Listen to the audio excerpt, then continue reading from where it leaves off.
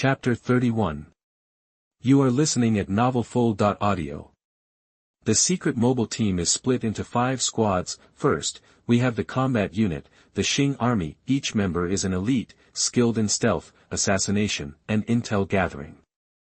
They sometimes fight hollows on the front lines. Traditionally, the secret mobile team's commander also leads the Xing Army, like how Yamamoto Shigekuni captains both the 1st Division and the Godai 13. The secret mobile team's power structure is complex, like a joint stock company where the Godai 13 and major noble families are shareholders. The Shihoin family holds the largest share. Now that Soifang leads both the 2nd Division and the Xing Army, the Godai 13 essentially inherited the Shihoin family's shares, greatly increasing their control over the secret mobile team. That's why Uehara Shiraha's oversight role is so important. The 2nd Division is the Inspector Patrol team, monitoring the Soul Society and even arresting Godai 13 Shinigami. The 3rd Division guards prisoners in the Worm Nest. Uehara Kisuk, former captain of the 12th Division, once led this team. During his tenure, Uehara Kisuk released Kuratsuchi Mayuri from the Worm Nest and made him the vice director of the Technology Development Bureau. The 5th Division is the writing team, responsible for delivering top-priority orders and news reported by multiple captains. They're much faster and more reliable than Hell Butterflies.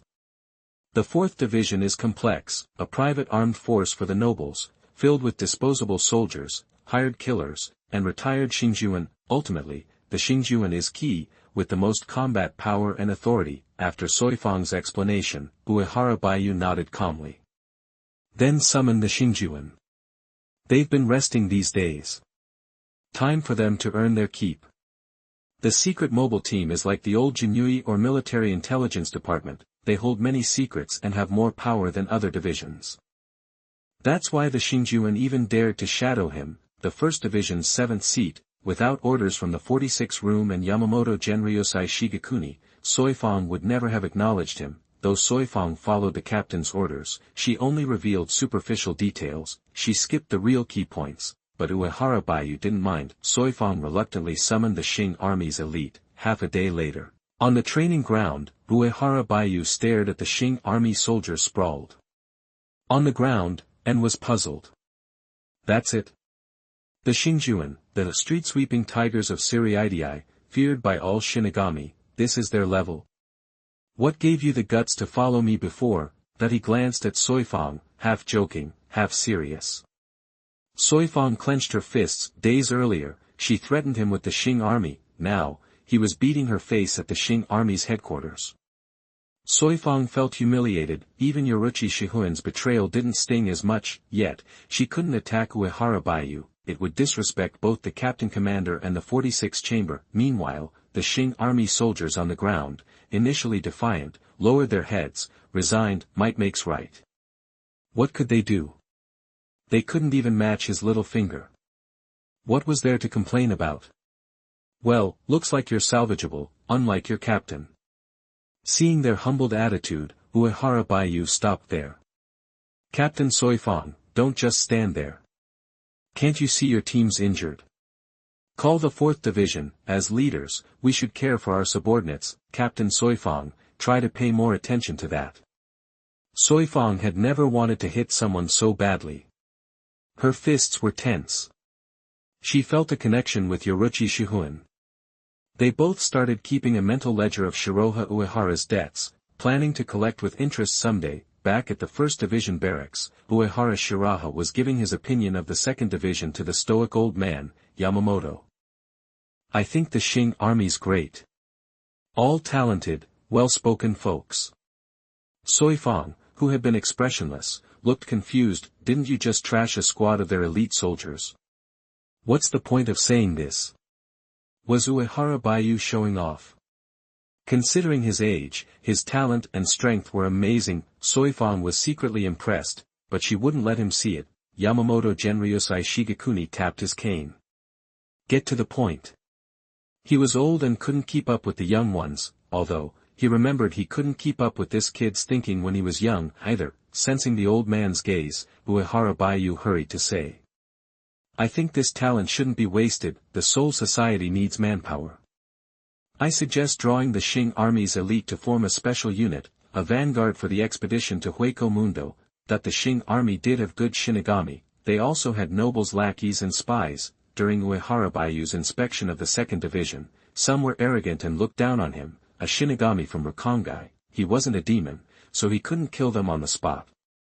Why not make them useful and send them to Hueco Mundo? Are you a demon? You think they'll survive in Hueco Mundo? After being provoked for so long, Soifang understood Uehara Shiraha's game. She had wondered why he didn't react to those arrogant nobleborn Shinigami. He was planning to take them all out. This guy didn't believe in instant revenge, and lacked the duty of a Shinigami. Soifang started to protest, but realized she had no reason to stop him. With those people gone, she'd have an easier time controlling the Shing army. Then it's settled. You two and Kairaku make a list.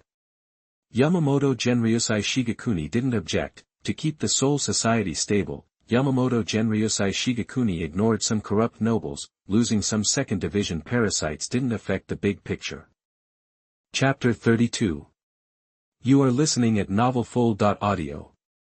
The next day at noon, Uehara Hakuha showed up in the 8th Division cafeteria. It was mostly rank-and-file Shinigami there. They gathered in small groups, eating and chatting, the atmosphere light and friendly. It was a good vibe, especially compared to Hueco Mundo, where hollows had to constantly devour each other to evolve into Vasto Lords, or risk devolving into mindless beasts, even after reaching Vasto Lord status. The sheer power of their spiritual pressure kept them isolated, loneliness.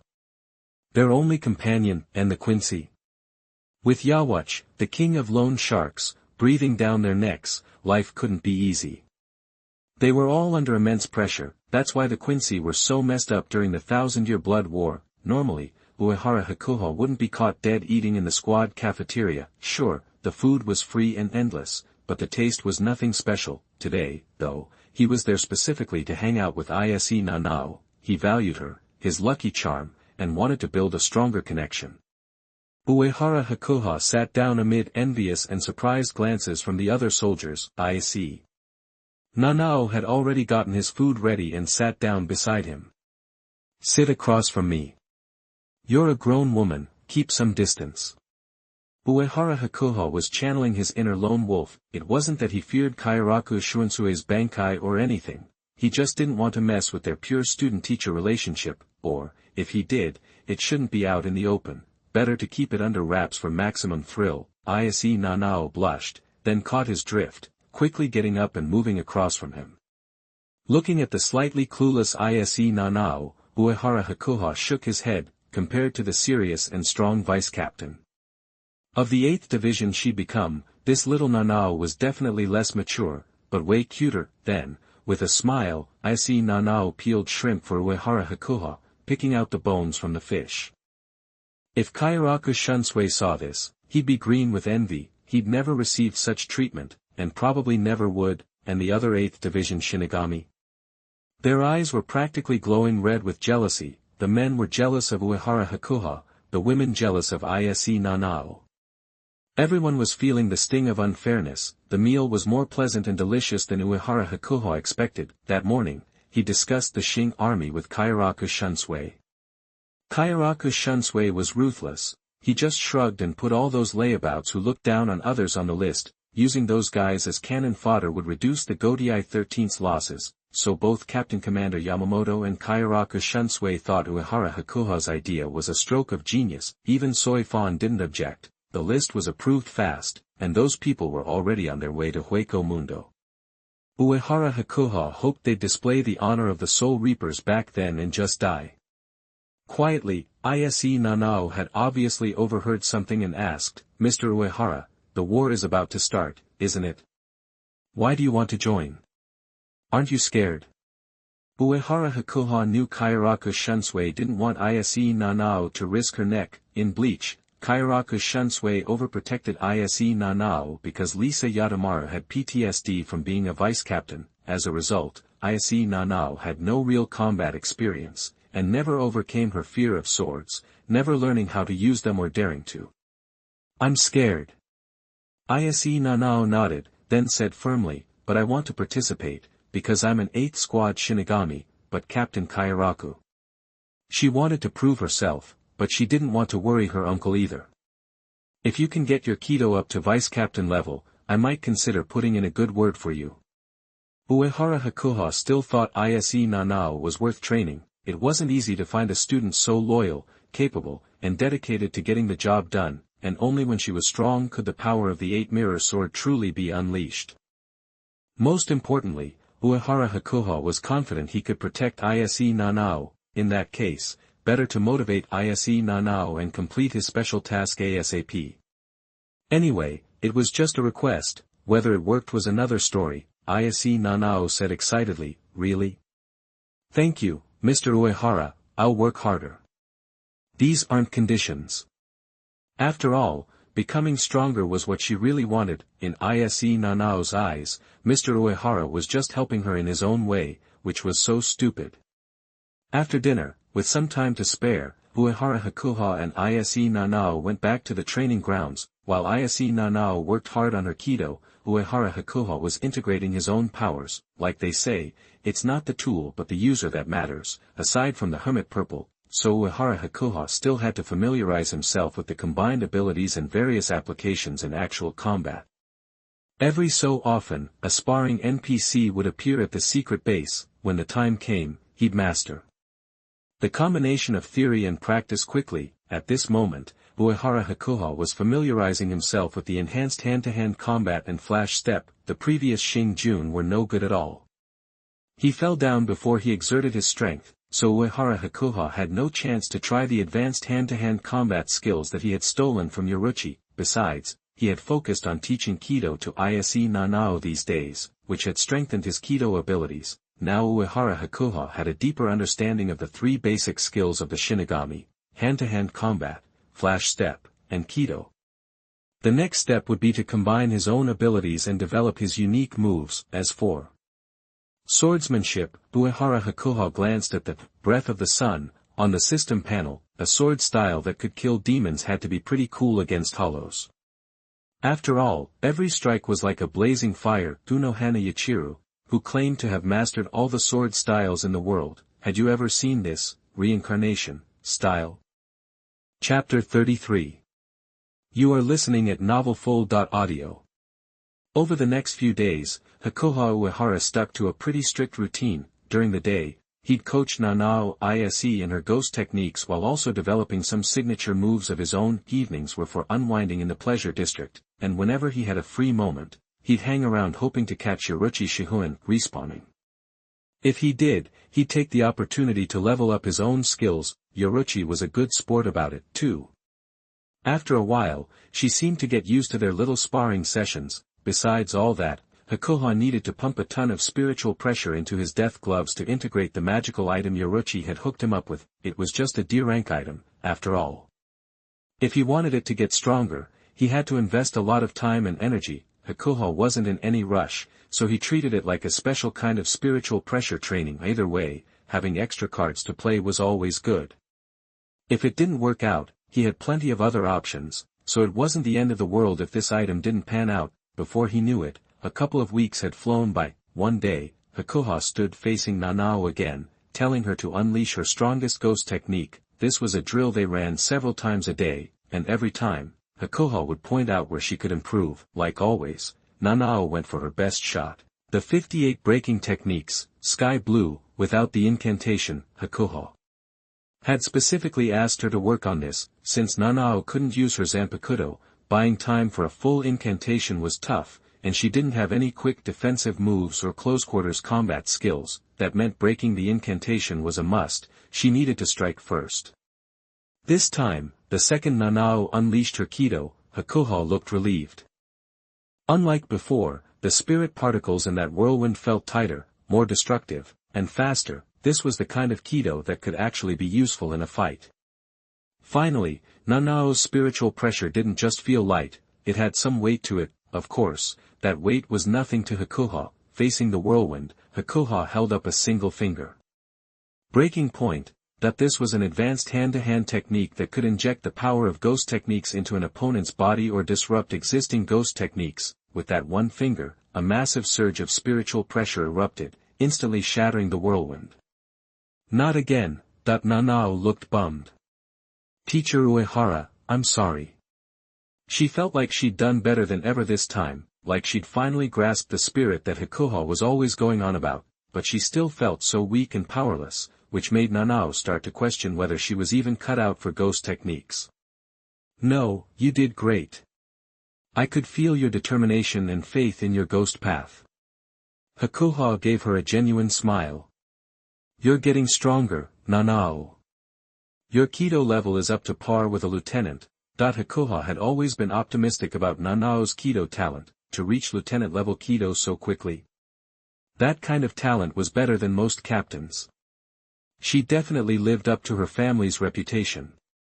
Nanao was surprised and excited. She still couldn't believe her Kido level had improved so much in such a short time.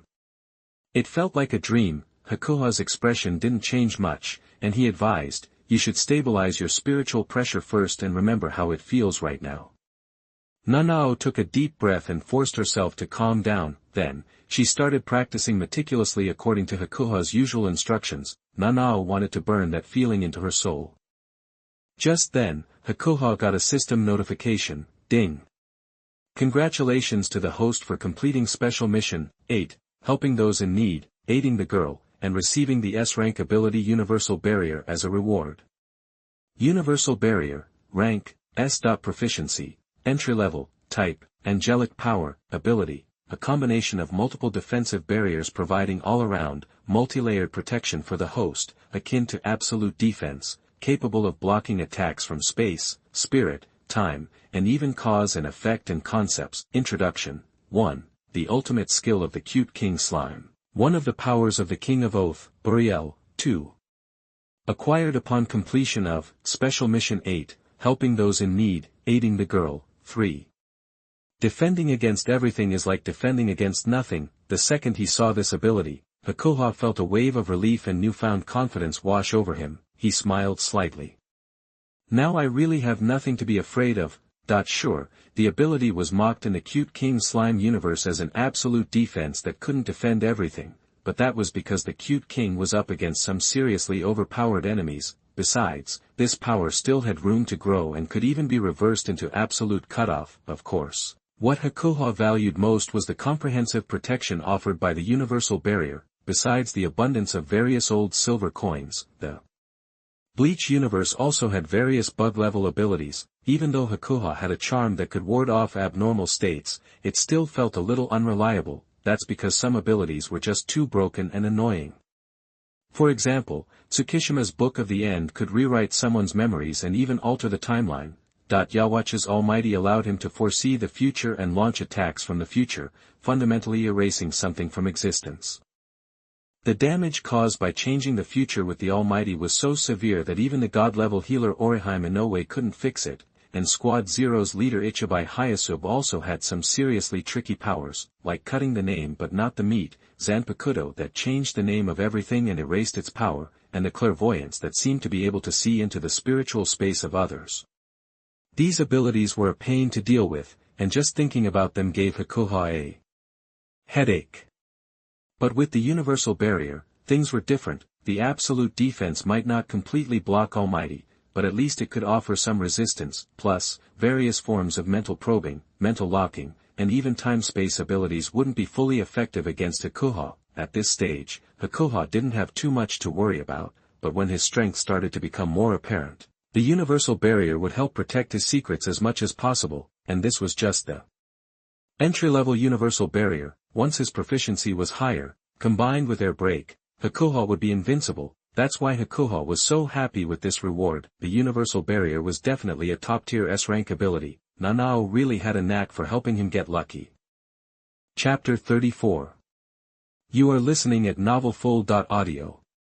In the first squadron's barracks, Uehara Hakuho was putting his newly acquired Universal Barrier through its paces. It was undeniably a powerful ability, just shy of SR level. Nothing seemed to penetrate its absolute defense, not ghost spells, hand-to-hand combat, sword techniques, or even spatial abilities, at least, not attacks from captain-level opponents. The only downside was the Universal Barrier's short duration at this entry level. Uehara Hakuho was starting to feel like his shadow.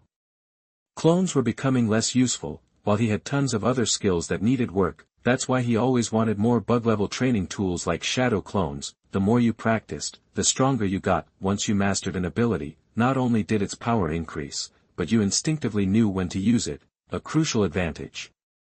When an ability reached peak proficiency, it often underwent a significant transformation, just like his shadow clone technique, which improved at a snail's pace after he'd gotten good at it. Still, the shadow clone technique was something Uehara Shiraha used every single day. He figured he was close to perfecting it. When that happened, his progress would skyrocket. Next up, Uehara Shiraha planned to task 2 shadow clones with improving the universal barrier. He was prepared to invest as much time and energy as he had to master his white album of substitute.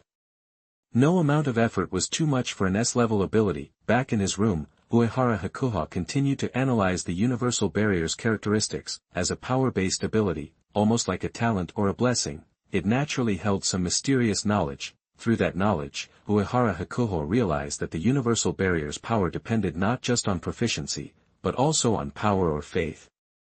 Fortunately, Uehara Shiraha wasn't just any schmo, he was a soul reaper. Even though soul reapers in this world were more like melee mages, they still possessed divine power, the power of the Soul King, and the perfect Soul King was undoubtedly the strongest being among the soul reapers, practically a god of creation. So, the power of a soul reaper was no joke. It was just that the Zero Division hoarded too much power, which made regular soul reapers look relatively weak. For example, Hayashibu Ichibai had mastered the power of name, the embodiment of power itself. In other words, the upper limits for a soul reaper were incredibly high, considering they originated from the Soul King, but ordinary soul reapers couldn't reach that level unless they obtained the Soul King's spiritual pressure and became a king key. Uehara Shiraha was determined to make a name for himself on this Hueco Mundo trip. Purifying hollows was, after all, one of the soul reaper's duties. Doing so would boost his own soul reaper powers, which in turn would strengthen the universal barrier. Combining it with his soul reaper abilities opened up tons of possibilities for development. Uehara Shiraha already had plenty of ideas swirling around, but he knew he couldn't rush things. Developing an S-level ability was like mastering a soul reaper's bankai, usually taking a century or more to perfect. While Uehara Shiraha was engrossed in understanding the universal barrier, Ise Nanao was showing off her Kido skills to Kairaku Shunsui. Kairaku Shunsui's eyes widened as he watched Ise Nanao effortlessly obliterate the targets used by high-ranking officers in the training grounds. Then, a look of surprise spread across Kairaku Shunsui's face. With strength like that, Ise Nanao had finally learned to protect herself. That gave him some peace of mind. Kairaku Shunsui was already wondering how to thank Uehara Shiraha. Maybe book out all the oiran, or break out the rare wines he'd been saving and share them. Or maybe do both. While Kairaku Shunsui was lost in thought, Ise Nanao piped up, "Captain, can I go on the Hueco Mundo mission this time?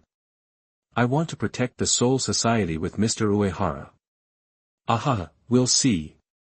Kairaku Shunsui chuckled. Then, ignoring Ise Nanao's pleading eyes, he dashed off to the 1st Division barracks to celebrate with Uehara Shiraha. If he didn't, those two would probably be inseparable day and night for the foreseeable future. While he needed to start planning for the Hueco Mundo expedition, in the days leading up to the Hueco Mundo expedition, Uehara Shiraha experimented with different ideas. He ultimately concluded that only tangible actions like killing hollows and performing soul burials could actually boost his soul reaper powers. Superficial efforts just didn't cut it. You couldn't fool the system with idealistic power. Still, his efforts hadn't been entirely fruitless. The universal barrier was now at the proficient level and could last about a minute. Even if it ran out, he could just create another one. The downside was that the S-level ability was a big drain on his energy.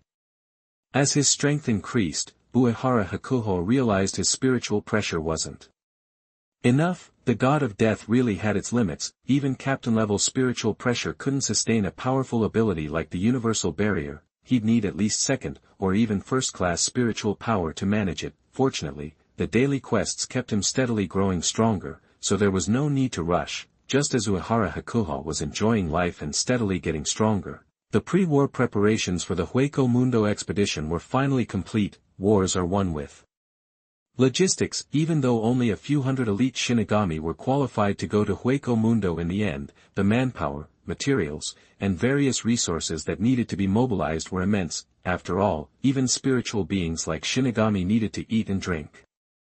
Otherwise, their power would recover too slowly, and they might even starve to death in harsh environments. Soon, all the high-ranking Shinigami of Soul Society were summoned. Uehara Shiraha spotted many familiar faces. It was rare to see so many elites in one place.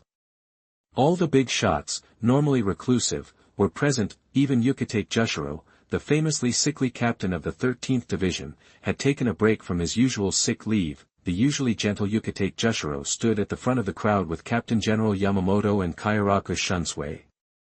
Kairaku Shunsui even winked at Uehara Shiraha in the crowd. Even on such a serious occasion, Kairaku Shunsui wore his signature bamboo hat and a flashy pink haori with red flowers, looking as frivolous as ever. Yamamoto Genryosai Shigekuni, standing at the front, barely suppressed a twitch of his mouth before slamming his cane and booming.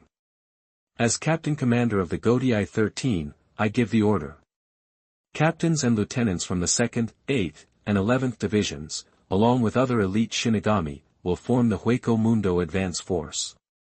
The 12th Division and the Research and Development Institute will provide technical support and logistical supplies, the 4th Division will treat the wounded, and the 5th Division will be responsible for emergency rescue. In this operation, the captain of the 8th Division, Kairaku Shunsui, will serve as the general commander of the expeditionary force and be responsible for coordinating the overall situation.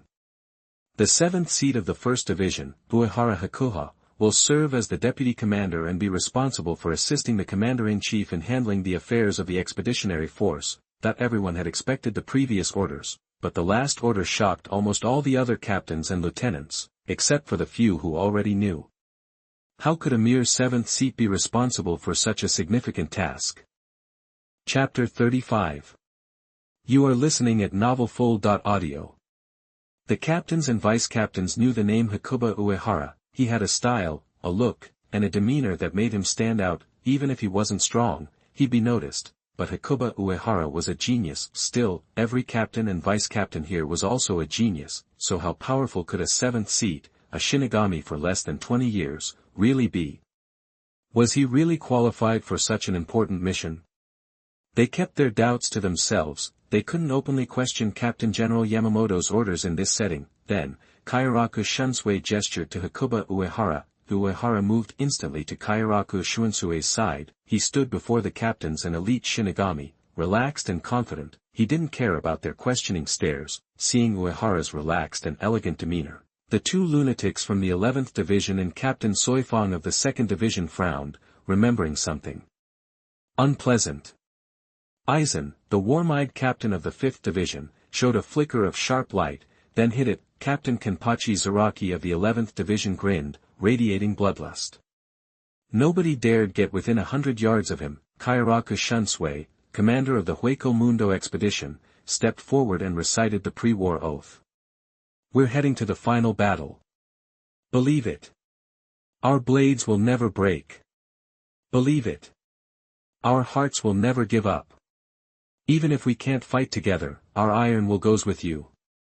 Swear. Even if the earth cracks, we'll come back alive. That the Shinigami were excited and eager to fight. Next to him, Yamamoto Genryosai Shigekuni finally opened his eyes, even slightly open. The old man radiated power. A mountain of spiritual pressure filled the area, almost burning. The officers felt their mouths go dry, their bodies weaken. The captain's eyes shone with respect. Good luck to all. Let's go. Captain Yamamoto's simple words boosted morale, filling the Shinigami with resolve. The Hueco Mundo expedition officially began. Without waiting for Kairaku Shuansue's orders, Kenpachi Zaraki bellowed, all the prey in there is mine. I'll chop anyone who tries to steal it. That he charged through the Hueco Mundo gate first, Zanpakuto in hand. A group of rough-looking Shinigami from the 11th Division followed. What can you do with that guy? Kairaku Shunsui walked towards the Hueco Mundo gate. Ise Nanao, holding a book, started to follow, but Uehara stopped her. As the Shinigami entered the gate, Uehara chatted with Ukitake Jushiro, seemingly unconcerned. Didn't expect to see you here, Captain Ukitake. You okay? I'm fine, cough, cough. Wouldn't miss this, cough cough. Yukitake demonstrated how to be disabled but determined. Ise Nanao shrank back, uncomfortable with the other Shinigami's stares. Uehara didn't seem to notice, even trying to talk to the meditating old man, but was ignored. Once everyone was through the gate, Uehara said to Ise Nanao. Good job, we completed the rearguard mission. Let's go. Ise Nanao looked at the silent captain, then at the other captains, and doubted they were even needed for the rearguard. Passing Kuratsuchi Mayuri in a black and white mask, Uehara commented. Nice gate, pretty solid. Stronger than Uehara Kisuke's. Are you trying to get a rise out of me?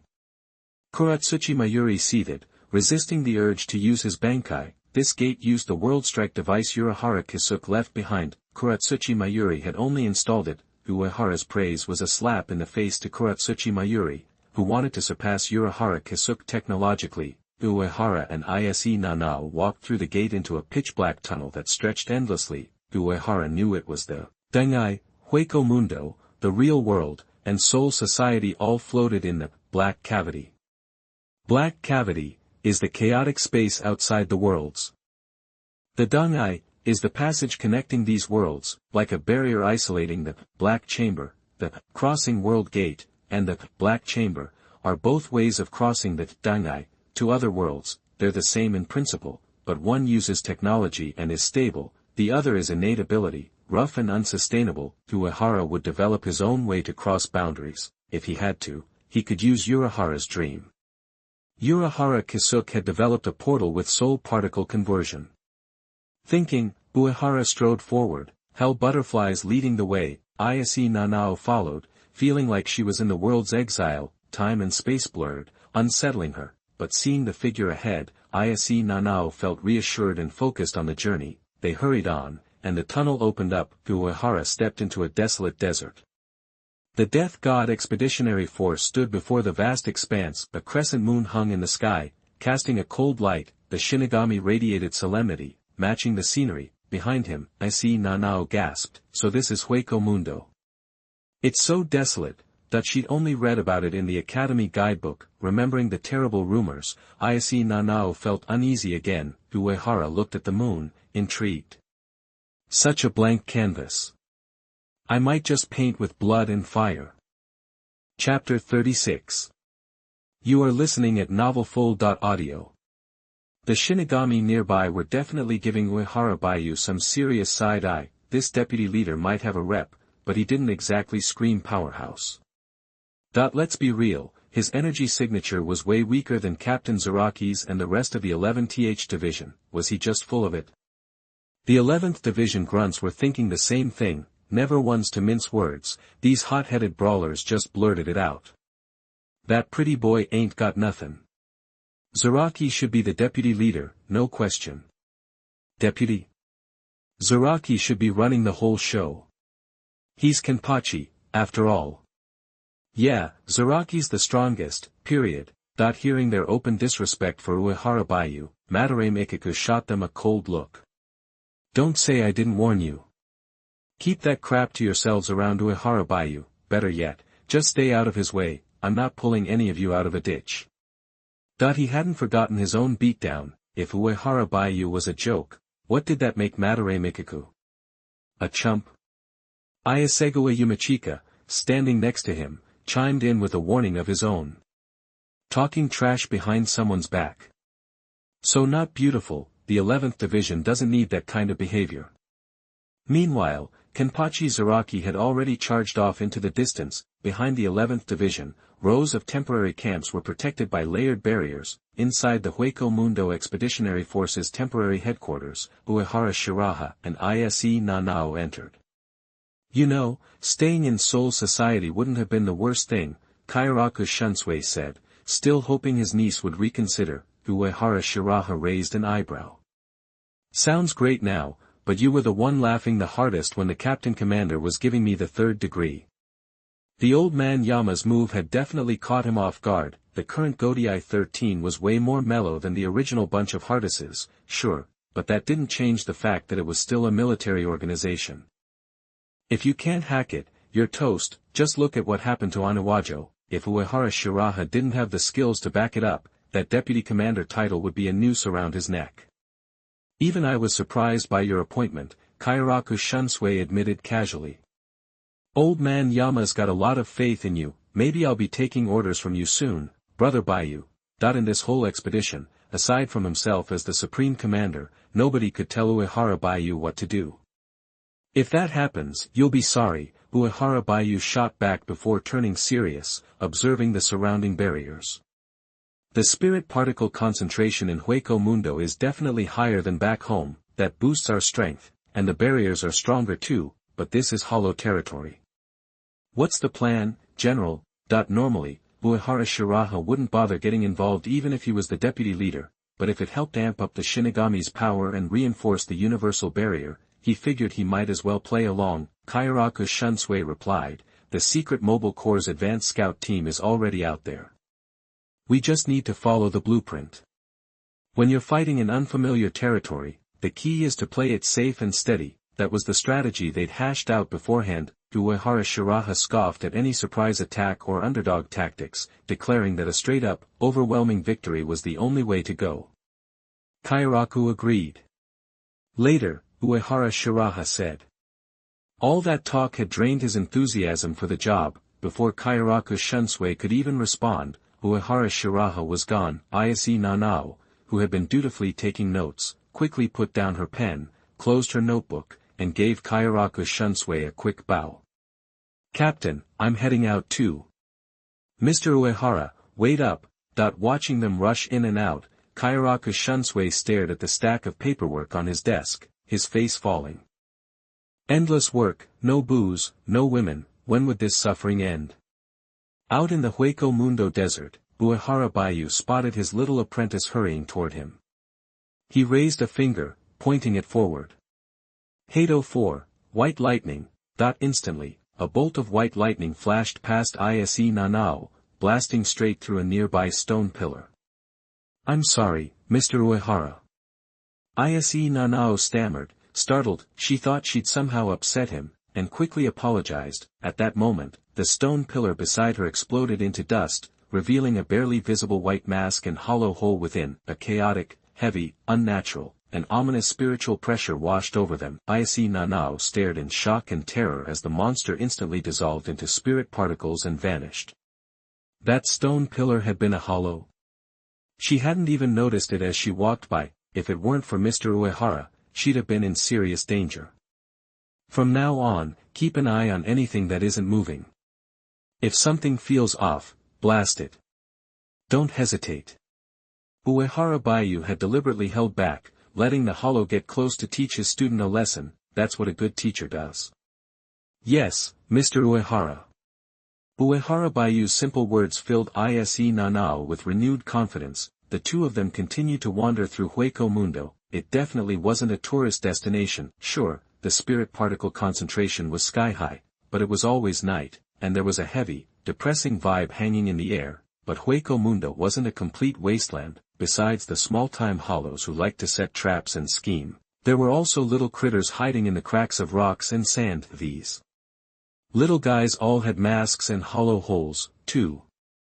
They were basically the bottom feeders of Hueco Mundo, devouring each other until they grew big enough to become proper hollows. Devouring their own kind, that's how hollows evolved, and now and then, a strange, short tree would suddenly appear in the spirit desert. There are trees here, Ise Nanao said, surprised, staring at the stony tree. That's no tree, it's a branch. Uehara Baiyu said. His expression changed suddenly. He'd just gotten a mission notification. Searching for the Great Hollow Forest, Special Mission 9. Having finally arrived in Hueco Mundo, the host has decided to visit the Great Hollow Forest to see the Hueco Mundo specialty giant clown and sample some local delicacies. Reward, random ability or item. Chapter 37. You are listening at novelfull.audio. Uehara Shiraha figured he'd run into some kind of special mission in Hueco Mundo. It's a big deal in the world of Bleach, after all, but he never expected it would be Nanao Ise who indirectly kicked it off. He gave her a sideways glance, wondering if this bookish girl was some kind of lucky charm. Whatever, a special mission is a good thing, Nanao noticed his look and tilted her head. Why do you say it's a branch? Uehara, in a good mood after triggering the mission, explained patiently, Hueco Mundo's like a double-decker, there's the surface, this endless desert we're standing on, riddled with little hollows.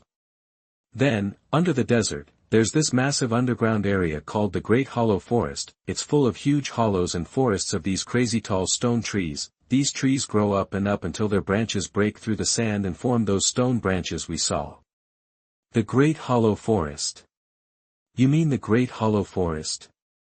Nanao's face went white. She'd only seen pictures in her Shinoyu Academy textbooks. The book said only captains or top-level operatives could handle those monsters. Those are old stories, thousands of years out of date, like the captain himself.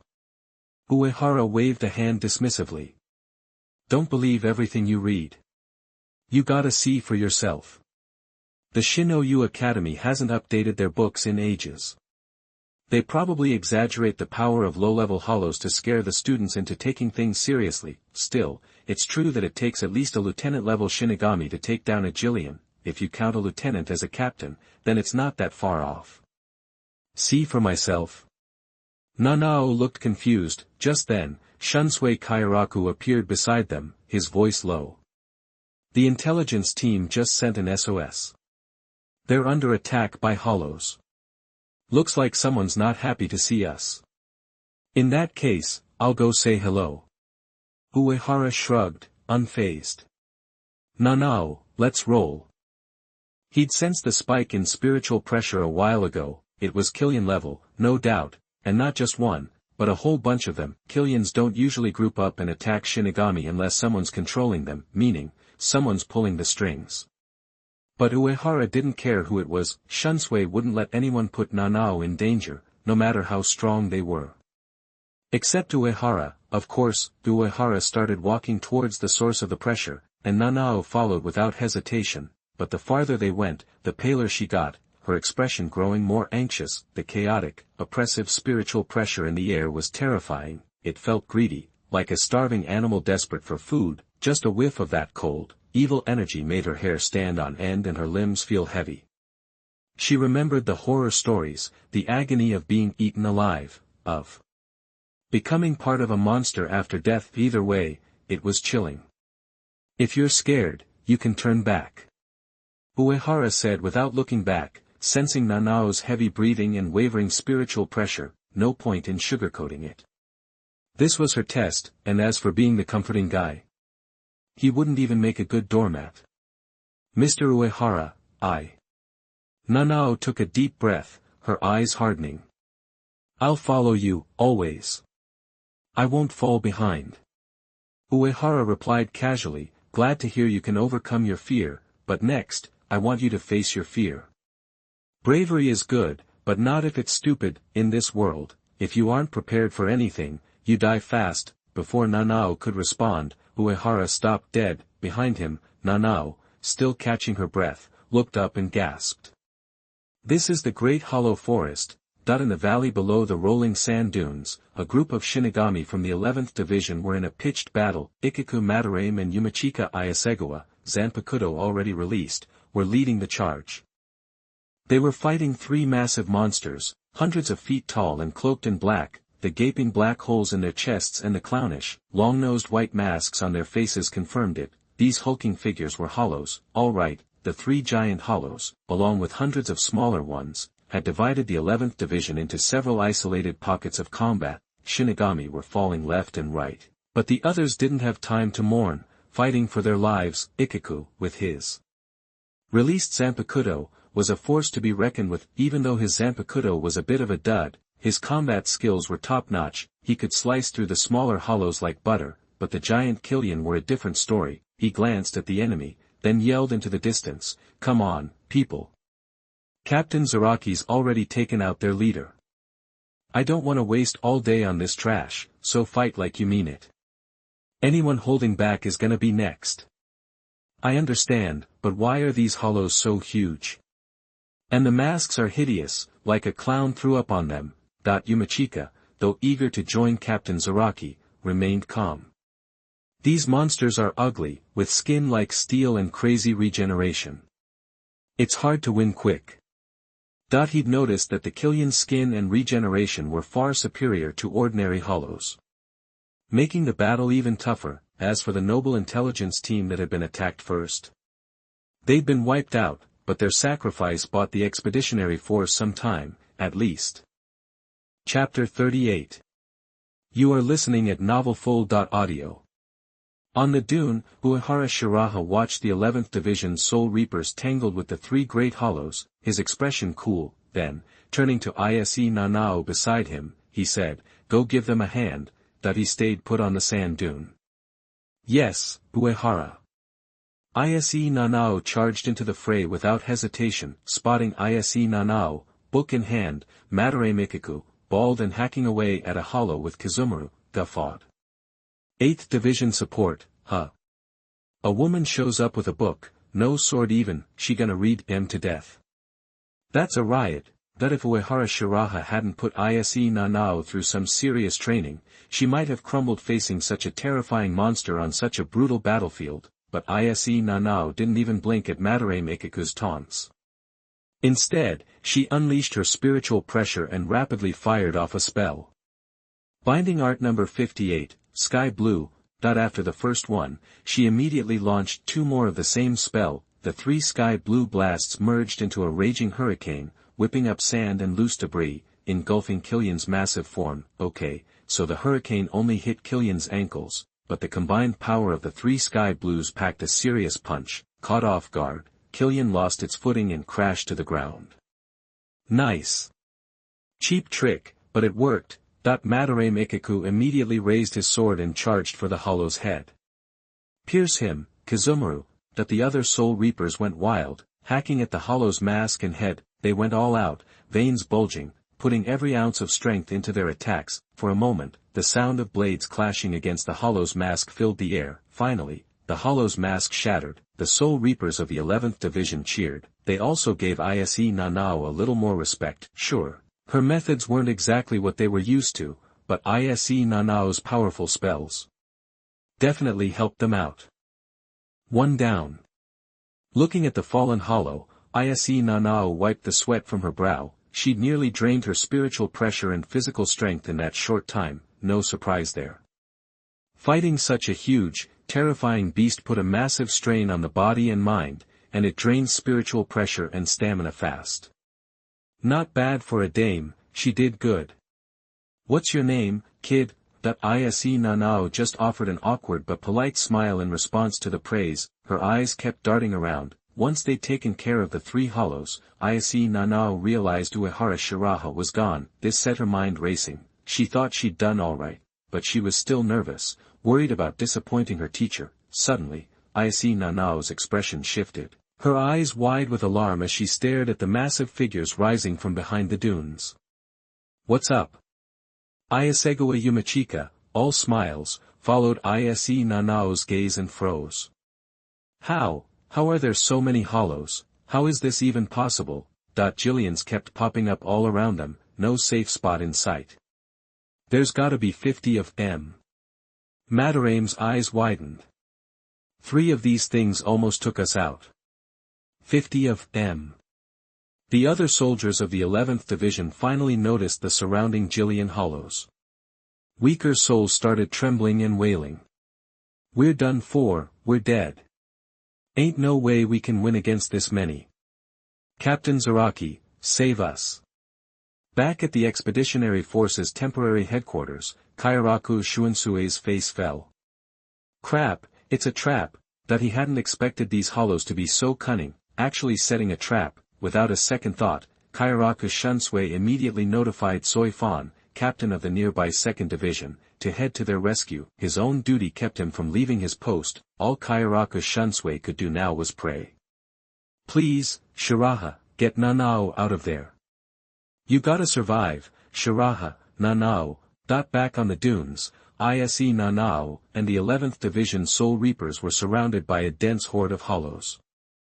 50 of the monsters had them pinned down. They opened their maws, ready to unleash powerful red energy blasts at the Soul Reapers. the ordinary soldiers, feeling the terrifying aura of death and the immense spiritual pressure of the energy blasts, broke down in despair, unable to move. Uehara, I won't let you down. Ise Nanao, struggling to breathe, steeled her resolve. As Uehara Shiraha's disciple, she refused to show any weakness. Iasegawa Yumachika sighed. What an ugly way to go, but dying with you ain't so bad. TCH, too bad I haven't perfected that move yet, or I could have had some real fun. Madarame glanced at his Kazumuru, a hint of regret in his eyes, then, he smiled, calling out in the direction Zaraki Kenpachi had gone.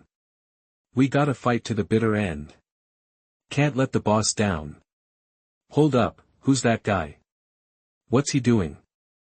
Every Soul Reaper stared at the tall figure in a Soul Reaper uniform standing between them and the horde of great hollows.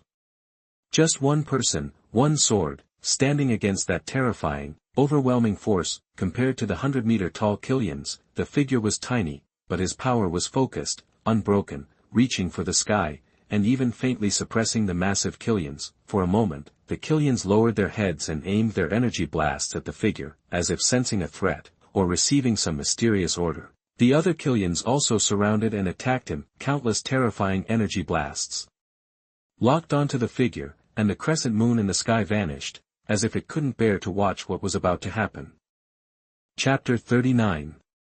You are listening at novelfull.audio. Nanao Ise was the first to recognize the arrogant figure and shouted, Uehara-sensei, get out of the way. It's dangerous. Uehara. Uehara Shiraha. Ikaku Madarame reacted too, that guy. What's he doing? A chill went down his spine as he remembered the terrifying, blood-freezing feeling. He's going to take on 50 hollows by himself. Yumachika Iasegawa shook his head. Even with a permanently released Zanpakuto, he can't handle that many at once. I get it. He's sacrificing himself so we can escape. It was the only explanation that made sense. I want to go with him. Nanao Ise, already convinced, started to cry, forcing herself to move, but she was exhausted, both physically and mentally. The great hollow spiritual pressure made it almost impossible to move. I thought he was such a jerk, Ikaku Madarame said, tears welling up. Turns out he's a real man. In his mind, Uehara Shiraha, even if not on par with Captain Zaraki, was now the tallest figure present. Just then, a flood of red flashes engulfed Uehara Shiraha, the ground shook, and the violent spiritual pressure swept across the area. The powerful shockwaves scattered in all directions, kicking up a sandstorm. Don't let his sacrifice be in vain. The smart Yumachika Iasegawa yelled, already declaring Uehara Shiraha dead. Let's move out, now. The other 11th Division Soul Reapers echoed the sentiment. The opening is here, let's go. Thanks, pretty boy. Nice one, Vice Captain.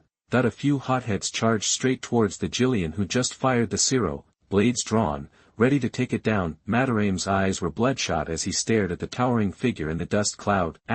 Real heroes die standing, still standing even after taking unbelievable hits. Nanao Ise was a mess of tears, but a hidden reserve of strength surged through her, and she charged toward Uehara Shiraha. Meanwhile, the dead Uehara Shiraha emerged from the dust, completely unharmed. The universal barrier, honed to perfection, had blocked every attack, not even letting a single grain of sand through. Uehara Shiraha then turned to face the gathered Jillians, gripped the almost transparent, diamond-shaped hilt of the Dwancone with both hands, and slashed down with all his might. Ice Age. An invisible wave of extreme cold roared outwards, instantly covering all 50 Jillians, turning them into colossal ice sculptures, hundreds of feet tall. Under the moonlight, the 50 mountain-like ice sculptures glittered. The stand-in is the embodiment of spiritual power and vitality. In Keikyu's hands, White Album was just a small-scale, ultra-low temperature ability.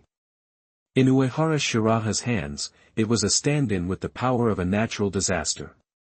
That's the difference in their levels.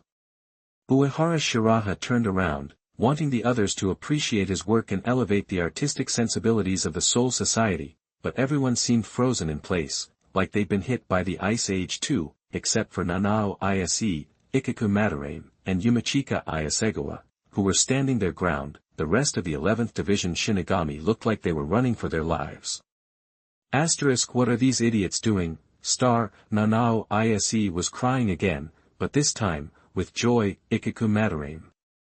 Yumachika Ayasegawa, and the other 11th Division Shinigami were speechless, their brains were frozen solid, just like the Jillians. Finally, Ikaku Madarame snapped out of it, saying, "Am I dreaming? Is this real?" Yumachika. "Yeah, it's real," Yumachika Ayasegawa replied, his voice shaky.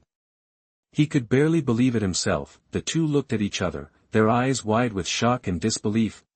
Killing 50 hollows in an instant with a single sword. Is that even possible? Are we that outmatched, even as officers? Could any of the captains do something like that? Ikaku Madarame shuddered, realizing he'd dared to challenge this guy before.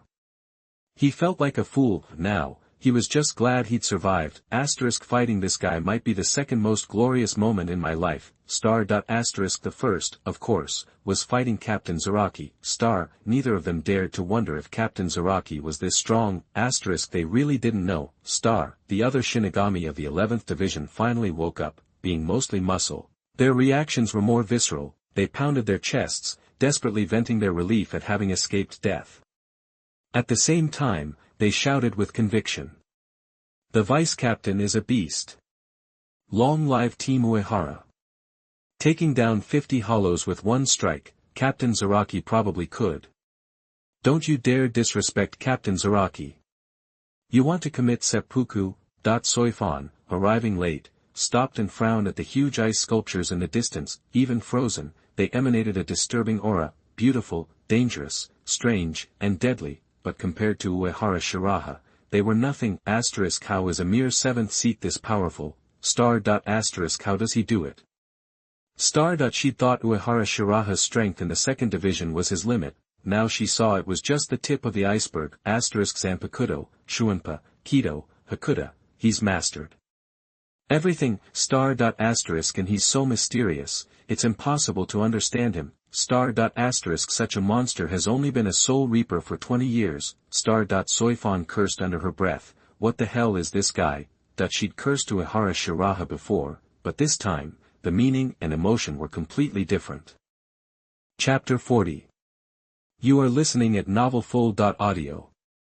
Among the sand dunes, Uehara Shiraha was using his death god powers to obliterate 50 massive, hollow ice sculptures. Blue spirit particles filled the air as countless purified souls returned to the Soul Society. The power of a death god can purify the sins of spirits after death, even those of hollows.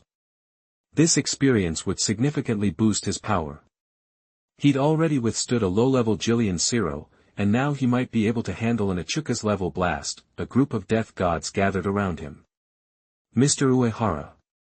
Ise Nanao was still crying. While she was shocked by Uehara Shiraha's strength, she was also deeply worried. She'd been terrified she was going to lose him. Hey, Nanao, why the tears? It's all over, right? Uehara Shiraha glanced at the others. Did they give you a hard time? Everyone, including Madarame, stepped back, leaving only Ayasegawa Yumachika, who had been strategizing earlier. You guys are not just ugly, you're downright hideous. Ayasegawa was frozen in fear. If Uehara decided to strike him down, he'd be done for, turned into spirit particles and sent to the afterlife like those hollows. Luckily, Ise Nanao intervened. Mr. Uehara, I was just worried about you. Nothing to worry about. Bring on as many as they got. Uehara Shiraha said calmly. Just then, a rough voice boomed from afar.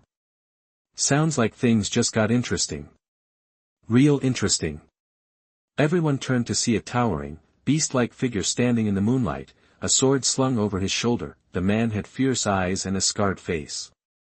He wore a black eye patch over his right eye, and his hair was spiked and hung with bells. As he approached, a wave of murderous intent and intense spiritual pressure washed over them. Everyone except Uehara Shiraha felt a chill crawl down their spines. It was like a cold blade pressed against their skin, poised over a vital point. Madarame Ikaku and Ayasegawa Yumachika were the first to shout, Captain Zaraki, that this beast was none other than the captain of the 11th Division, Kenpachi Zaraki, known as invincible and practically immortal. The other Shinigami of the 11th Division snapped out of their stupor and greeted Kenpachi Zaraki. Some, eager to share, recounted Uehara Shiraha's feat. Kenpachi Zaraki's golden eye narrowed. He took a step forward, appearing almost instantly in front of Uehara Shiraha, wild, excited. Grin plastered on his face. You took out 50 hollows with one shot. Talk about hitting the jackpot. You're one lucky dude. That a terrifying aura erupted from his body, murderous intent filled the air, spiritual pressure surged. Kenpachi Zaraki seemed to be shrouded in a layer of blood mist, even the moon seemed to turn blood red. The beast roared with excitement. Let's fight. Ise Nanao felt the crushing pressure like a sharp blade piercing her chest. Already in a weakened state, she felt her mind go blank. Her body gave out, and she began to fall. Uehara Shiraha wrapped his arms around her, gently patting her head. A flash of white light emanated from him. Instantly, Ise Nanao's mind cleared, and her vision sharpened, her strength returned. She looked at Uehara Shiraha with gratitude, then quickly hid behind him, unable to face Zaraki Kenpachi. Before we start, let me ask you something. Uehara Shiraha remained composed. Kenpachi, what's the difference between a king and his horse? That he had no desire to fight a cheat like Kenpachi Zaraki. A super tank with insane defense was annoying enough, but this guy powered up constantly during the fight. While it was possible to take him out with one blow, there was no benefit to winning. Even if he won, he'd pay the price, because, according to tradition, whoever killed Kenpachi would become the new Kenpachi. Looking at the rough men with their ugly faces and worse haircuts, Uehara Shiraha would rather die. Kenpachi Zaraki looked indifferent. Don't know.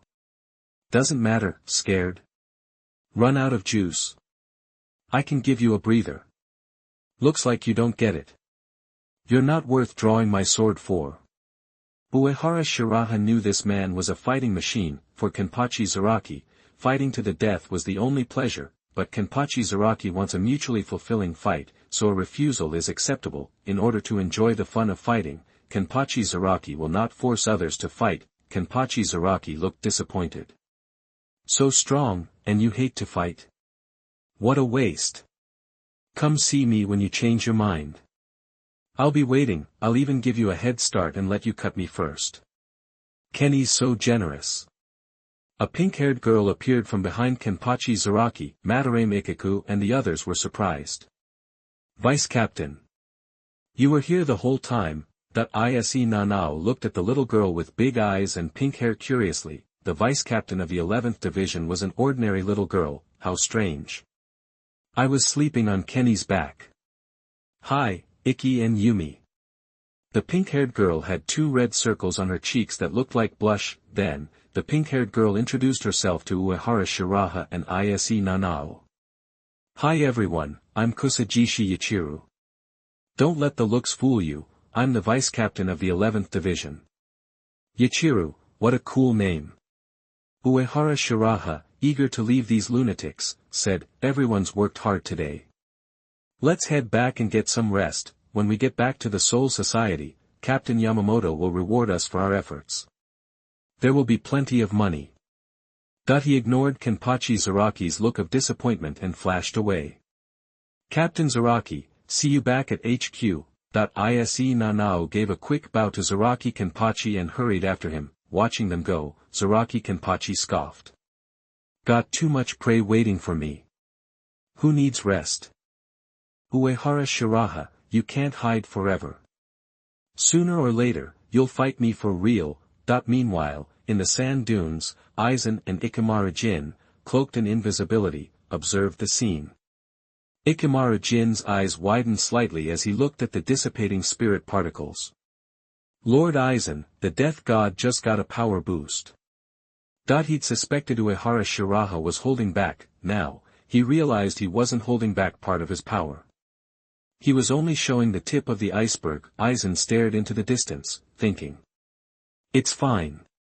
The stronger the death gods get, the faster they can clear out Hueco Mundo. That'll let us conquer it even faster. Ikemara Jin narrowed his eyes again, flashing a sinister smile. When Aizen-sama conquers Hueco Mundo and perfects the holoification experiment, he'll be stronger than all the death gods. The thought makes my blood pump. In that case, let's pick up the pace and invite those guys from Kainyaku over as our guests. Aizen's eyes flickered, a plan forming in his mind.